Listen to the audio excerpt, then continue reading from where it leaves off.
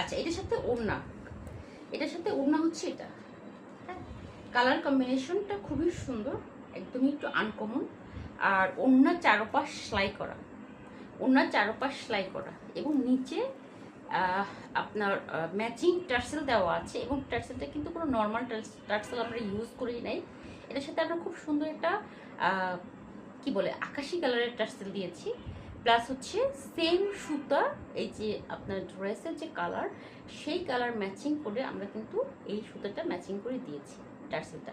আচ্ছা, এখন যদি কারো মনে হয় যে জামাটা আমার ভালো লাগছে, নিব, বাট টার্সেলের জন্য ভালো লাগতেছে না, তো সেই ক্ষেত্রে আপনারা কি করবেন, জাস্ট এখান থেকে কেচি দিয়ে কেটে ফেললেই হয়ে যাবে। এই যে,